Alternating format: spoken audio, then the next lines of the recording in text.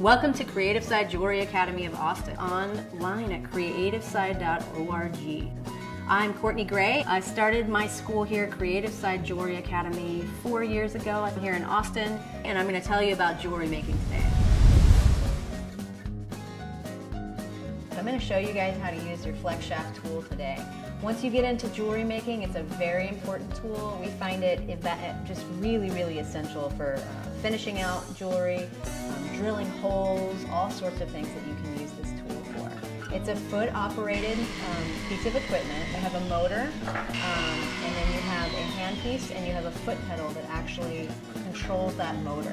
A lot of flex shafts will go in a forward or reverse, depending on what you're trying to do. A lot of stone setters and gemstone setters find that very helpful. So what I'm going to show you is how to load your burrs and bits into this flex shaft. It comes with a toggle, just like you would use with a drill. You have a toggle key to open up that chuck inside. And you want to place your bit in there accordingly.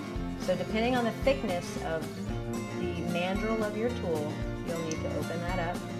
This that I'm going to show you here is a cutoff wheel. This is a really powerful tool, so I'm going to put on my safety glasses. So what I'm going to show you is if you have some rough spots on a piece of jewelry, whether it be cast or fabricated, this is an excellent tool to use to kind of rough down some of those things.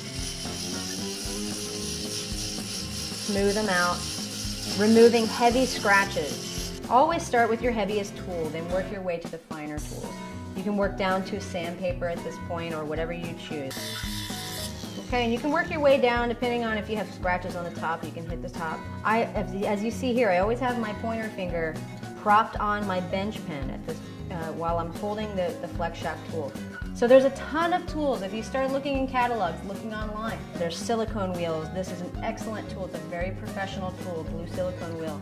There's pink ones, so if you're polishing around a gemstone and you don't want to mar up that gemstone, I have a little scroll on this piece of jewelry, and I'm going to take a tiny little ball burr, okay, and I'm going to go real slowly. See how that burr wants to jump out of there. You have to really show it how to stay where you need it. So tons of different shapes out there. There's an inverted cone burr, burrs for cutting wax, so there's a particular type of burr you want to get for cutting wax stock. Steel brush, I'll show you that. Creates kind of an antique look on your metal. This is a nice tool. Look what it does. I'm not even really finished out on this piece, but you can see the effects that it has on the metal. A lot of jewelers find after time and after getting a little more involved with jewelry making that you want to have a nice flex shaft that you can control the speed of. It becomes a very important tool to that high polish, really professional look on your jewelry.